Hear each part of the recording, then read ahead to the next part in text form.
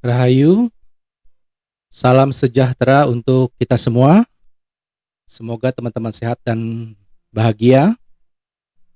Kali ini kita akan membahas tentang bagaimana menghindari copyright claim dari YouTube.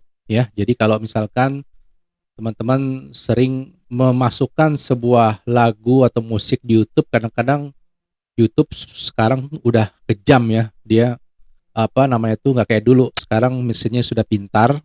Dan kalau misalkan teman-teman mendapat copyright claim seperti ini, berarti YouTube teman-teman nggak bisa dimonetize untuk mendapatkan penghasilan ya, iklannya nggak akan muncul. Nah ini juga baru-baru ini juga ini pengalaman pribadi ya. Jadi kita mulai dari sekarang. Nah ini kalau misalkan teman-teman mendapat copyright claim dari YouTube ini seperti ini. Jadi saya padahal membuat YouTube ini dengan background musik yang soft sekali ya sebagai latar belakang, tetapi ya itu mungkin mesin YouTube lebih pintar ya sehingga uh, musik yang hanya latar belakang saja ya bagi pemula kan itu mungkin hanya latar belakang, tapi mungkin bagi penciptanya juga tetap harus dihargai ya. Jadi YouTube menghargai sang kreator ini ya untuk melindungi hak cipta mereka. Nah, oleh karena itu bagaimana kita bisa menghindari copyright claim ini? Jadi karena kalau ini tetap muncul statusnya berarti view teman-teman mungkin tidak bertambah ya. Jadi awal-awal view-nya saya nggak bertambah. Nah, terus kemudian juga apa namanya itu tidak bisa dimonetize ya. Jadi YouTube teman-teman nggak bisa menampilkan iklan di situ. Nah, kalau kita klik di sini ada penjelasan ya bahwa konten YouTube Anda ada material yang uh, mempunyai hak cipta ya, jadi nggak bisa dimonetize. Nah, kemudian kita klik detailnya apa yang ditampilkan oleh YouTube. Nah, ini jadi ini adalah judul-judul videonya, judul-judul musiknya ya di sini nggak kelihatan. Nah, kemudian musik ya, musik jenis klaimnya dan videonya katanya nggak bisa dimonetize. Nah, terus kemudian, nah di sini dibilang channel impact-nya nggak ada ya, nggak ada, tetap bisa dilihat oleh publik, tapi tidak bisa dimonetize. Itu aja. Jadi walaupun teman-teman punya video bisa ditampilkan dan ada musiknya milik orang lain, hanya tidak bisa dimonetize saja. Ya. Kemudian kita bisa kalau misalkan tidak bisa dimonetize, waduh, rugi dong ya. Bagaimana sih supaya ini apa monetize bisa jalan? Nah, di sini kita bisa select action ya. Actionnya apa? Nah, kalau kita select action, di sini ada 3 pilihan dibilang YouTube. Silakan apa videonya dipotong ya yang ada musiknya itu, bagian yang ada musiknya. Nah, kalau misalkan teman-teman semua ada musiknya berarti kan ya mau tidak mau harus apa dibuang semuanya ya. Atau ditimpa dengan musik lain atau benar-benar dibisukan, artinya di volumenya itu dinonaktifkan. Ini teman-teman bisa edit sendiri dengan trim ya, di YouTube juga ada editornya, ditimpa dengan musik yang royalty free ya, atau dibisukan musiknya, volumenya dikecilkan atau dimatikan ya. Nah, kalau teman-teman nggak mau pilih ini, misalkan, ah ini kan musik saya, YouTube salah nih. Jadi bisa saja YouTube bisa mengklaim bahwa musik tersebut punya orang, padahal itu punya kita. Nah, oleh karena itu kita bisa memilih pilihan ini namanya dispute, ya. Jadi kita protes sama YouTube bahwa itu musik saya bukan musik orang, atau saya punya hak untuk menggunakan musik ini. Jadi Anda bisa protes, ya. Nah, kalau Anda, nah saya juga ingin cerita sebelum saya apa ke dispute ini. Jadi saya waktu itu memilih yang mute song ya. Apa yang terjadi? Jadi tidak hanya musik latar belakangnya hilang, suara saya juga hilang ya. Jadi teman-teman jangan memilih yang mute song karena itu diproses sama YouTube sendiri ya, bukan kita yang editnya. Tapi kalau untuk replace song ini sama ini mungkin YouTube yang kalian yang bisa edit gitu, yang editnya. Nah, kemudian kita kembali lagi, kita dispute, misalkan kita mau protes sama YouTube. Nah, kita klik di sini, kita tekan tulisan dispute. Nah, di sini ada pilihan nih, YouTube memberikan alasan protesnya kenapa sih. Jadi YouTube memberi alasan, misalkan pilihan nih. Misalkan kita mau, kalau misalkan alasannya 3 ini, misalkan saya berhak untuk copy ya dari lagu atau video, misalkan dari DVD. Nah, di sini nggak kelihatan nih karena ada video saya, tapi dibilang tetap aja Anda tidak punya hak untuk mengcopy dari DVD yang Anda beli walaupun Anda bayar DVD itu. Jadi nggak boleh ya. Alasan kedua, misalkan kalau alasan kamu, saya nggak making money kok, saya nggak maksudnya nggak nggak menghasilkan uang, nggak minta uang dari video tersebut, tetap aja dibilang kan. Jadi walaupun Anda tidak monetize, tetap Anda perlu permisi untuk material. Walaupun tetap tampil, cuman alasan ini tidak bisa dijadikan pembenaran ya. Tetap aja walaupun Anda tidak meminta uang atau tidak beriklan, tetap saja Anda perlu izin. Alasan ketiga, saya kasih kredit kok ke pemiliknya gitu.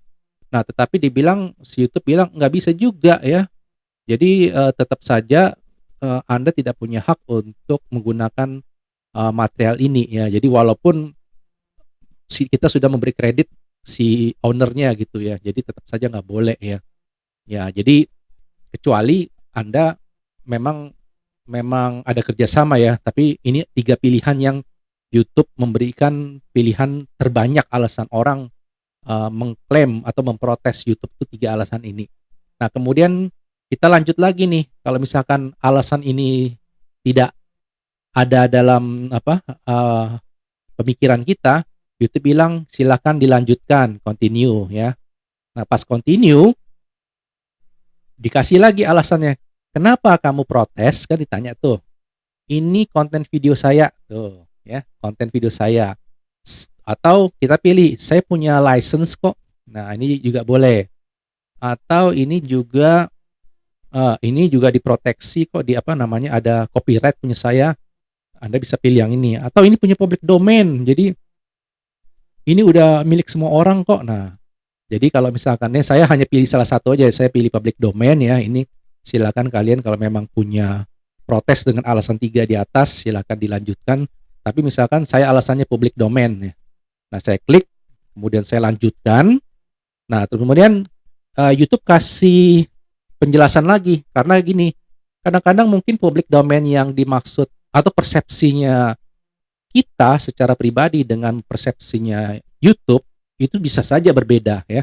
Jadi si YouTube memberikan edukasi lagi ya, jadi kita nggak perlu terlalu banyak baca. Jadi pada saat kita punya alasan ini nih, jadi apa yang dimaksud dengan public domain ya, ini jadi ada musik yang mungkin memang gratis ya, diberikan ke orang ya. Jadi kalau lagu yang bukan public domain itu biasanya didengarkan di radio online ya, itu bukan public domain namanya gitu. Jadi kalau misalkan kalian dengar di radio, ini kan udah public domain, bukan itu public domain ya. Atau lagu yang yang sudah dulunya mungkin ada royalti, tapi karena sudah lama itu sudah menjadi public domain ya, jadi udah milik publik, jadi bisa dipakai semaunya gitu ya. Memang ada seperti itu. Jadi dalam jangka waktu tertentu musik itu sudah menjadi milik publik, bisa disebarluaskan, bisa dipakai untuk mencari keuntungan. Tetapi setiap negara berbeda-beda kata YouTube ya. Jadi silakan konsultasi dengan pengacara katanya. Nah, ini juga ada exception ya. Nah, silakan dibaca sendiri. Nah, ini dikasih edukasi dulu. Kalau misalkan kita udah baca dan paham bahwa public domain itu seperti itu, kita lanjut continue. Nah, dikasih lagi nih ya, ini tadi lanjutan ya. Ya, kita continue lagi. Nah, di sini baru dikasih tahu alasannya. Maksudnya dikasih formulir sama YouTube. Oke, kalau kamu sudah mengerti yang tadi sudah dijelaskan, silakan masukkan alasan Anda di sini, dan ini ada pilihan-pilihan lagi ya. Jadi setelah kita diedukasi dengan beberapa konten sebelumnya, kita baru bisa mengisi alasannya apa ya. Nah, setelah submit nanti si YouTube akan mereview keberatan kita, ke protes kita ya. Nah, sekarang kalau misalkan Anda mau masukin lagu seperti apa? Jadi teman-teman kalau misalkan mau cari musik yang royalty free, yang bebas dari klaimnya YouTube. Nah, teman-teman bisa cari aja di search di YouTube juga ya, free music for YouTube ya. Nah, di sini ada apa namanya itu audio library ya. Ini untuk content creators ya. Untuk content creators ini benar-benar gratis. Nah, tapi ada syaratnya teman-teman. Jadi ini salah satu syaratnya di deskripsinya ada. Jadi kalau teman-teman mengklik salah satu karya apa konten dari audio library ini, di deskripsinya ada tulisan bahwa ada syaratnya kalau misalkan kamu mau kasih gratis. Silakan Anda harus mengcopy paste deskripsi dari video ini ke deskripsi Anda.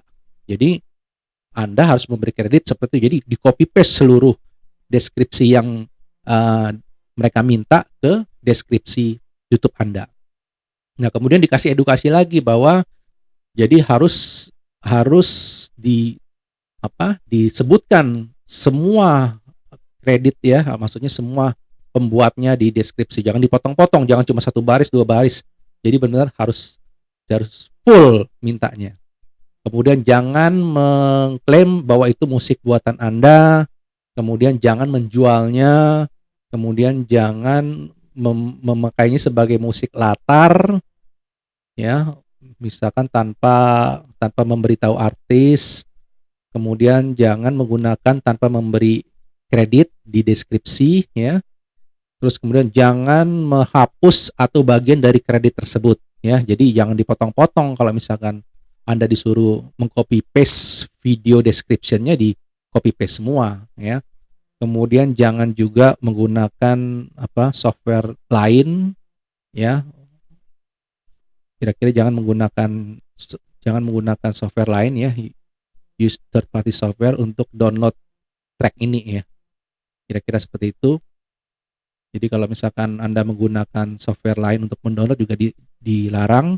Kemudian jadi Anda juga bisa mengkontak artisnya di sini ya. Nah, terus kemudian kira-kira seperti itu ya teman-teman. Jadi syaratnya cuma satu kok, mengcopy paste deskripsi full yang ada di deskripsi musik yang Anda ingin ambil ke YouTube Anda. Kira-kira seperti itu.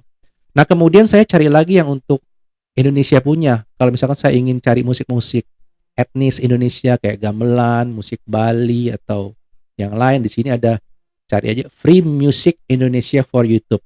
Nah, ini saya dapat namanya tuh dari akun channel Backsound Musik Gratis ya. Nah, pasti juga ada syaratnya seperti tadi kita lihat ya, kalau kita misalkan ingin mengambil musik tersebut.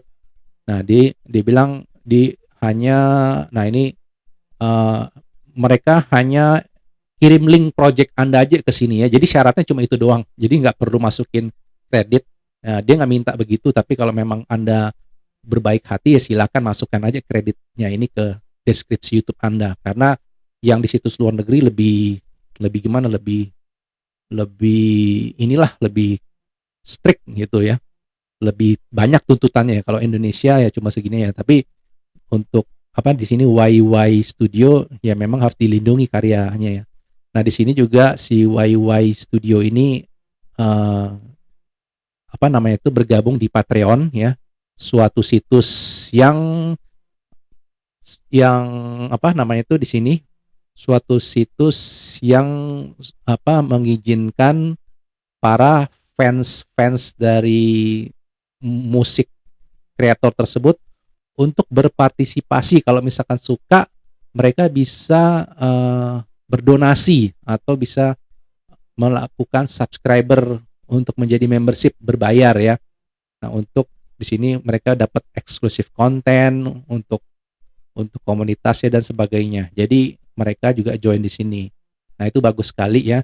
Tapi tentu kalau misalkan mau lebih bagus lagi, di sini YouTube punya namanya tuh Content ID untuk melindungi karya pencipta. Nah, silakan dari yang punya yang sering buat musik atau artis bisa mendaftarkan musiknya dan mendapatkan Content ID dari YouTube. Jadi kalau misalkan nanti kayak tadi tuh, jadi kalau musik Anda digunakan, si mesin YouTube sendiri bisa mengetahui apa namanya itu, konten Anda tuh digunakan oleh siapa, ya, mirip siapa gitu. Jadi Anda dikasih tahu sehingga Anda tidak dirugikan. Jadi silakan didaftarkan saja konten ID ini. Nah, ada lagi juga YouTube juga menyediakan musik gratis ya. Jadi kalau misalkan teman-teman misalkan di editing gitu kan, di sini ada audio, dan audio itu banyak sekali berbagai musik gratis yang disediakan YouTube ya. Ada yang durasinya 2 menit, 4 menit, 5 menit dan sebagainya. Silakan digunakan gratis dan bebas dari copyright claim. Jadi sekian, semoga ilmu ini bermanfaat ya. Jadi kalau teman-teman ingin berkomentar tentang ini, silakan komentar di kolom komentar ya, atau follow Instagram di Jembrineo, Twitter, Facebook, dan YouTube juga namanya sama, Jembri. Jadi sampai ketemu di video berikutnya. Terima kasih.